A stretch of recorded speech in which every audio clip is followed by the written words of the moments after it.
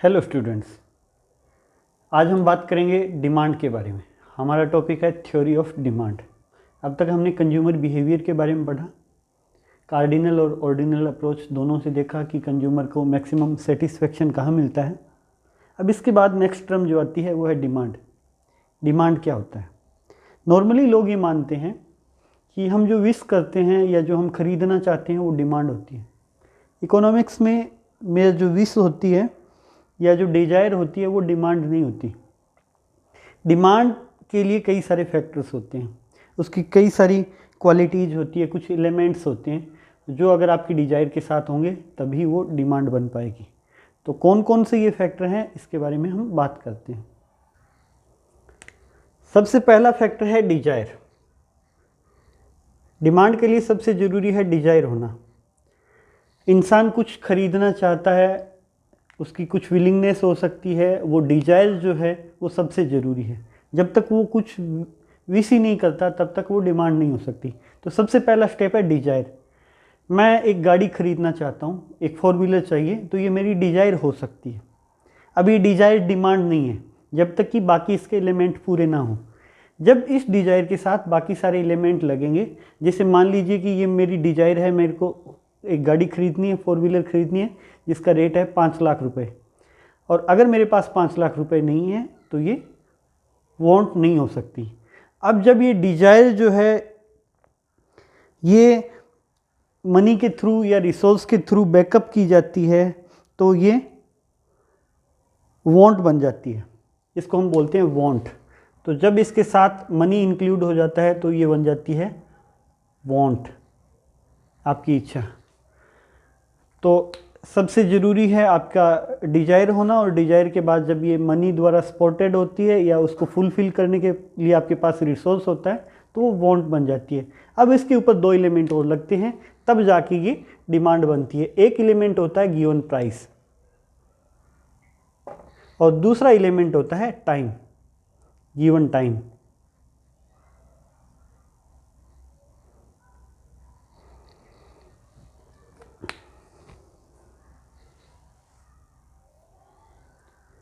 जब आपकी वांट एक गिवन प्राइस पे, अगर उस गाड़ी का फिक्स प्राइस है, उस प्राइस में मैं लेना चाहता हूँ तभी वो डिमांड होगी। अगर मान लीजिए कि उस प्राइस में फ्लक्चुएशन आता है और हो सकता है कि मैं उस गिवन प्राइस पे ना लेना चाहूँ तो वो डिमांड नहीं हो सकती। और तीसरा उस फिक्स टाइम में, क्योंकि टाइम के साथ प्राइस भी चेंज होता रहता है, बाकी सारे फैक्टर भी चेंज होते रहते हैं। तो जब ये चारों चीज़ें एक साथ होगी, जब आपको उसको ख़रीदना चाहेंगे, आपकी डिजायर होगी, फिर उसको फुलफिल करने के लिए आपके पास रिसोर्स होंगे, और उसके बाद में उस गिवन प्राइस पे आप लेना चाहते हैं, और उस गिवन प्राइस के साथ साथ वो गिवन टाइम भी होना चाहिए, तब जाके बनता है डिमांड। ये होती है कंज्यूमर की डिमांड। तो आपने डिमांड के बारे में समझा, इसके 4 एलिमेंट। पहला आपकी डिजायर, दूसरा उसको फुलफिल करने के लिए रिसोर्स, तीसरा प्राइस, और चौथा टाइम, तब जाके बनती है डिमांड। तो डिमांड की डेफिनेशन अलग अलग थिंकर ने अलग अलग दी है। जैसे हम एक थिंकर की बात करते हैं, वेहनम, वो कहते हैं the demand of anything at A given price is the amount of it which will be bought per unit of time at that price. तो उस टाइम पे जो, उस प्राइस पे जो आप खरीदना चाहते हो, जो आपकी वांट है, वो है आपकी डिमांड। अब यहाँ पे 2 वर्ड आते हैं, एक डिमांड और दूसरा क्वांटिटी डिमांडेड। इनमें क्या डिफरेंस है? तो आपके सामने 2 वर्ड दिए हैं, एक डिमांड और दूसरा है क्वांटिटी डिमांडेड।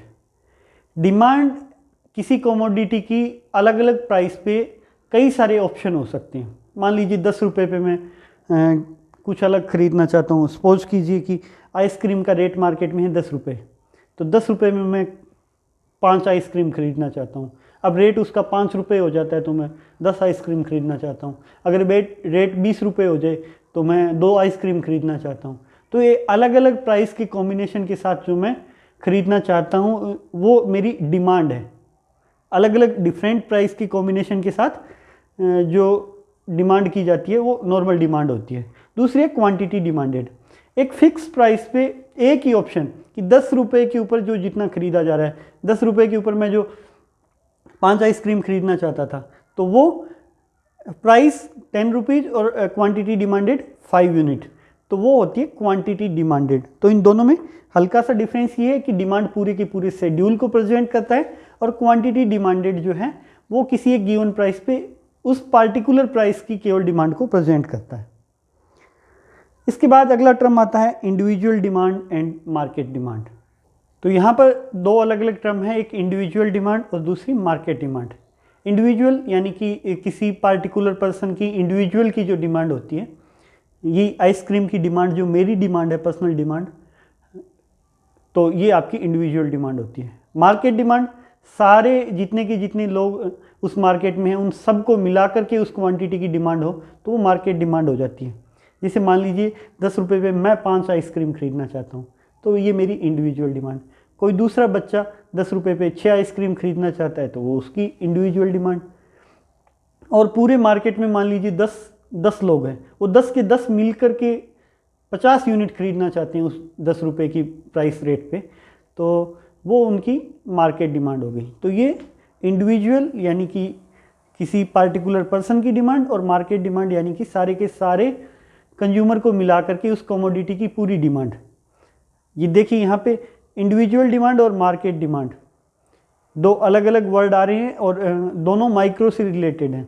यहाँ पे आप कंफ्यूज मत हो जाना कि मार्केट डिमांड है दैट मीन्स वो एग्रीगेट डिमांड की बात कर रहा है। एग्रीगेट डिमांड ओवरऑल इकोनॉमी की बात होती है और यहाँ पे मार्केट डिमांड यानी कि उस पर्टिकुलर मार्केट की बात हो रही है। फिर इसके बाद हम बात करेंगे डिमांड के डिटर्मिनेंट्स की या फैक्टर्स की, कि कौन कौन से फैक्टर डिमांड को अफेक्ट करते हैं। तो यहाँ पर हम बात करेंगे कि कौन कौन से फैक्टर्स है जो डिमांड को अफेक्ट करते हैं या कौन कौन से डिटर्मिनेंट्स है जिनसे डिमांड अफेक्ट होती है। तो यहाँ पे हमने दो टाइप की डिमांड पढ़ी है, एक इंडिविजुअल डिमांड और दूसरी मार्केट की डिमांड। तो इंडिविजुअल डिमांड के कुछ फैक्टर्स होंगे, कुछ फैक्टर्स मार्केट डिमांड के होंगे। तो हम शुरू करते हैं। सबसे पहले इंडिविजुअल डिमांड के फैक्टर्स। तो इंडिविजुअल डिमांड का फर्स्ट फैक्टर है प्राइस ऑफ द कमोडिटी, या उस पार्टिकुलर कमोडिटी की खुद की price, on price of the commodity. ये सबसे पहला फैक्टर है जो डिमांड को अफेक्ट करता है। आप सबको पता है जो आइटम जितना महंगा होगा उसकी डिमांड उतनी कम होगी और जो आइटम जितना सस्ता होगा उसकी डिमांड उतनी ज़्यादा होगी। तो इन दोनों के बीच में, प्राइस के बीच में और डिमांड के बीच में एक इनवर्स रिलेशन रहता है और ये एक कॉमन थिंकिंग है, इसी से ये जनरेट होता है कि जो प्राइस जितनी महंगी होगी उसकी नॉर्मली डिमांड उतनी कम होगी और जो कमोडिटी जितनी सस्ती होगी उसकी नॉर्मली डिमांड उतनी ज़्यादा होगी। अब यहाँ पे नॉर्मल बिहेवियर की बात कर रहे हैं, कुछ केसेस में अलग हो सकती है। तो सबसे पहला फैक्टर आपका प्राइस, ये डिमांड को अफेक्ट करता है। प्राइस ज़्यादा तो डिमांड कम, प्राइस कम तो डिमांड ज़्यादा। दूसरा फैक्टर है price of other goods. Price of other goods, तो अदर गुड्स की प्राइस होती है वो भी डिमांड को अफेक्ट करती है। बाकी रिलेटिव कमोडिटीज़ में जैसे जैसे चेंज होता है उनकी प्राइस में, वैसे वैसे उस पार्टिकुलर कमोडिटी की डिमांड में भी चेंज होता है। तो इसके लिए हम गुड्स को दो कैटेगरी में डिवाइड करते हैं। पहला जो कैटेगरी है वो है सब्स्टिट्यूट गुड्स।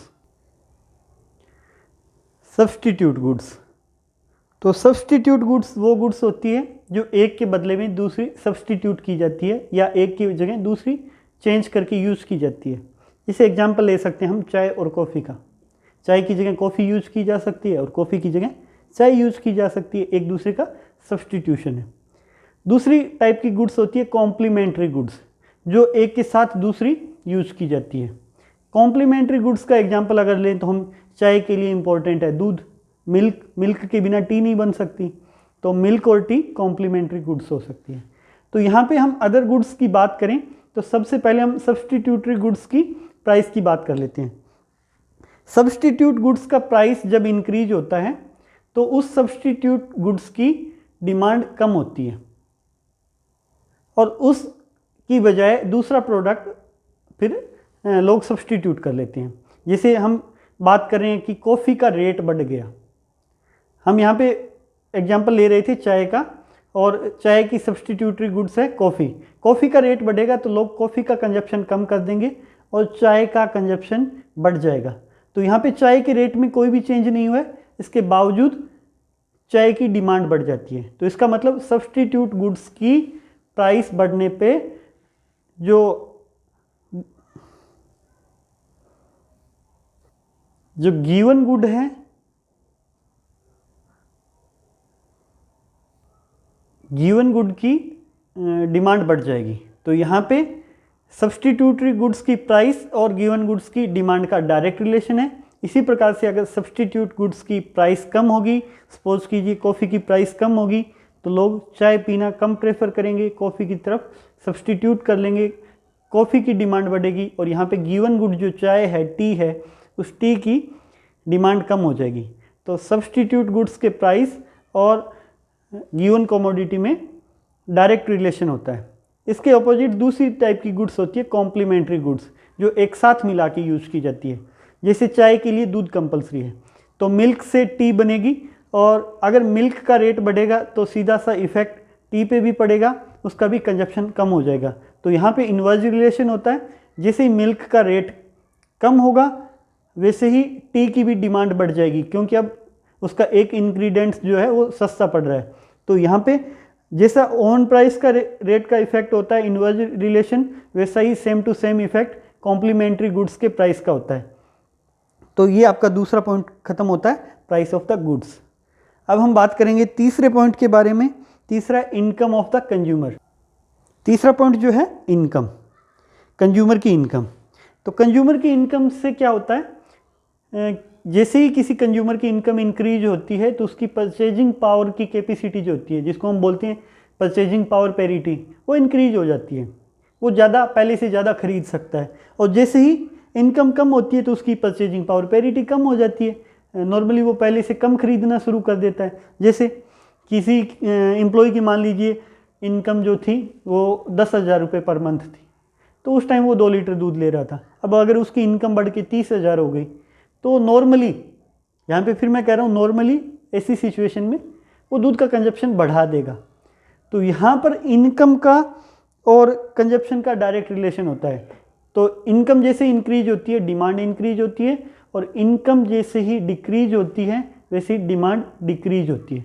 ये है नॉर्मल रिलेशन। बाकी मेन रिलेशन इनकम का गुड्स की क्वालिटी पे डिपेंड करता है कि वो किस टाइप्स की गुड्स है। इसके लिए हम इनकम इफेक्ट पढ़ने के लिए गुड्स को नॉर्मली 2 कैटेगरी में, और या फिर हम 4 कैटेगरी में भी डिवाइड कर सकते हैं।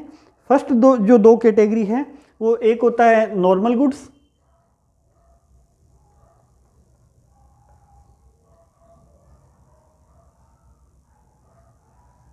और दूसरा जो होता है वो है इंफीरियर गुड्स।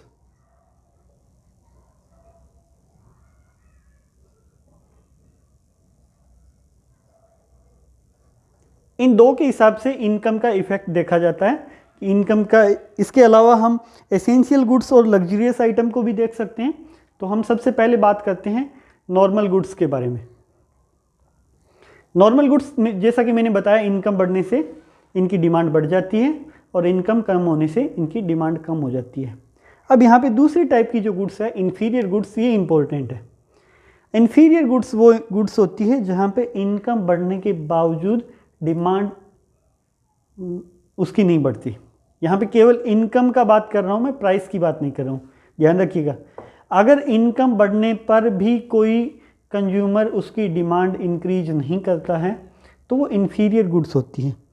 इन्फीरियर गुड्स में नॉर्मली क्या होता है कि कुछ जो लो क्वालिटी की गुड्स होती हैं, तो इनकम बढ़ने पर कंज्यूमर उन लो क्वालिटी की गुड्स की बजाय दूसरी कमोडिटीज़ को सब्स्टिट्यूट कर लेता है, वो हाई क्वालिटी की ले लेता है। जैसे कोई इंसान मान लीजिए कि पौंड मिल्क ले रहा है, और अगर अब उसकी इनकम बढ़ जाती है और उसको लगता है कि अब मैं प्रेफर कर सकता हूँ और वो फुल क्रीम मिल्क ले ले इनकम बढ़ने के बाद, तो वो टोंड मिल्क का डिमांड जो है वो इनकम बढ़ने के बावजूद कम हो गई।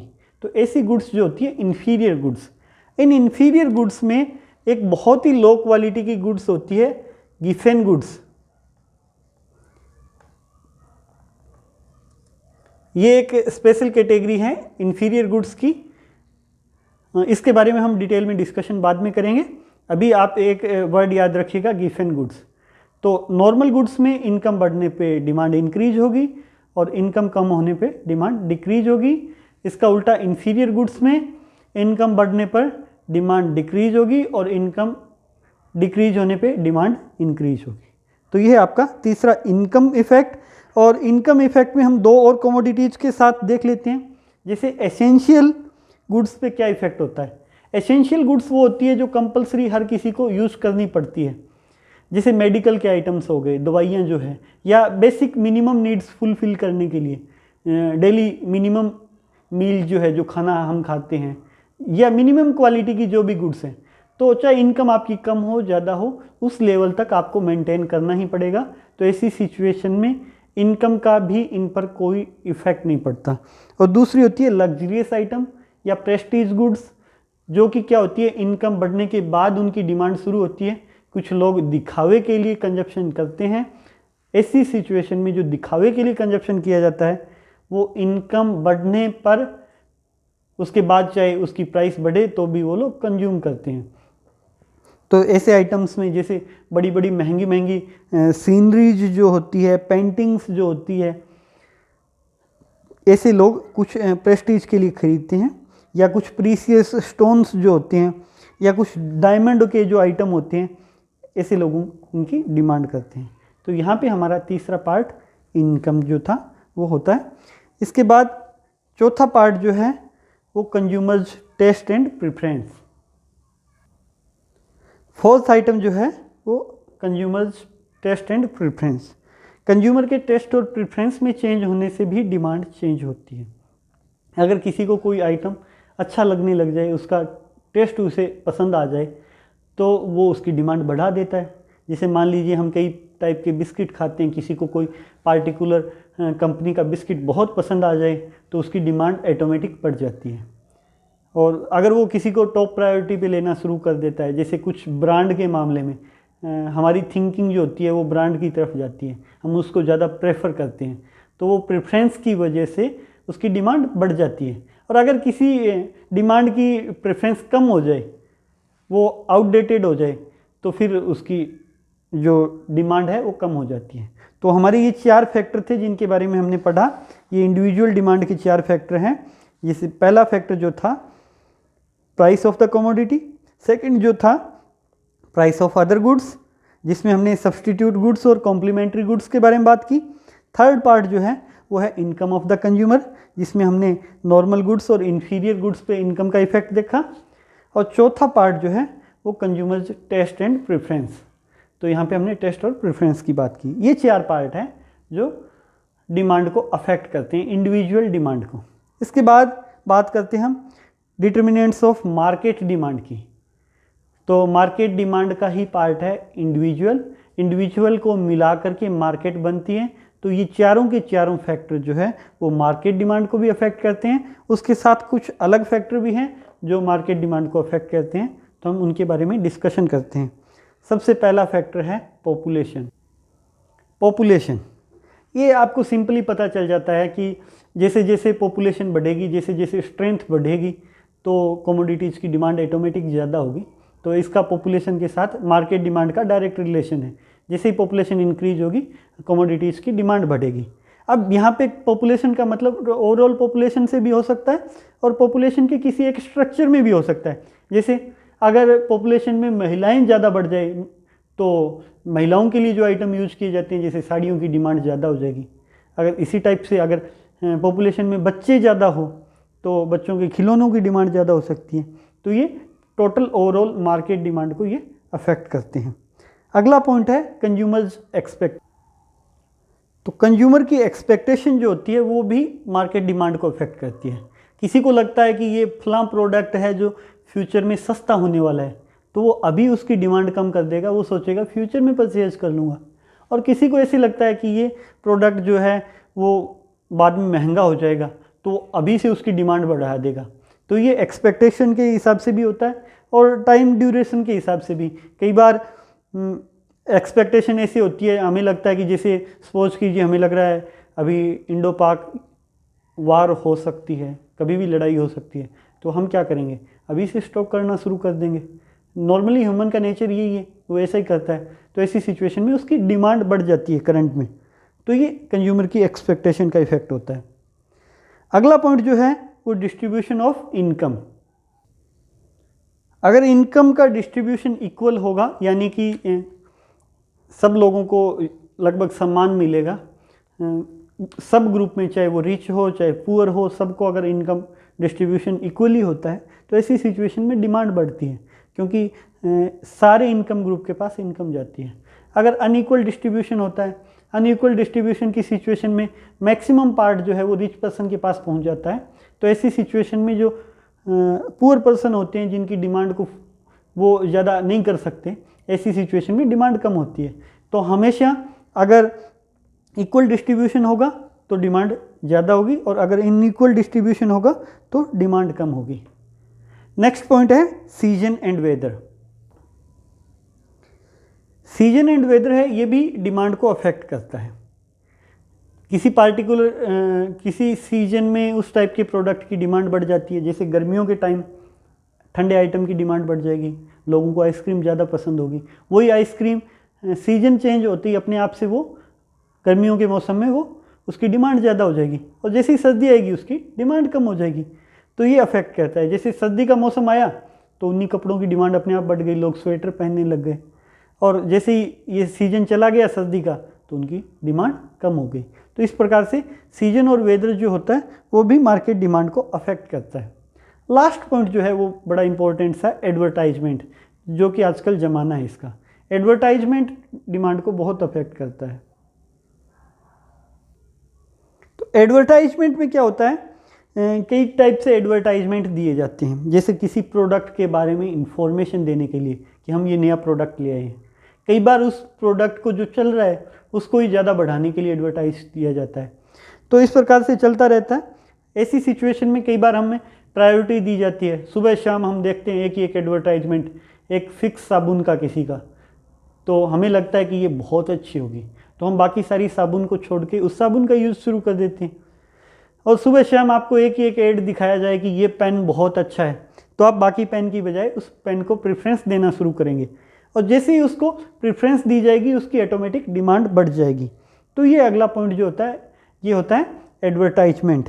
और कई बार क्या होता है, कई कंपनी के नए प्रोडक्ट आते हैं तो उनके बारे में हमें पता नहीं होता, और हमारे दिमाग में उनके बारे में पहले से छपा होता है। हम जैसे पहले ब्रांडिंग की बात कर रहे थे और बाद में पता चलता है अच्छा ये उस कंपनी का भी प्रोडक्ट आ गया, तो चलो खरीद लेते हैं। तो इस वजह से भी डिमांड बढ़ जाती है। तो जितना इफेक्टिव एडवर्टाइजमेंट होगा उतनी ही डिमांड ज़्यादा होगी। तो ये सारे फंक्शन थे जो डिमांड को अफेक्ट करते हैं। इसके बाद डिमांड फंक्शन होगा और लॉ ऑफ डिमांड होगा, जिसके बारे में हम नेक्स्ट वीडियो में डिस्कशन करेंगे। धन्यवाद।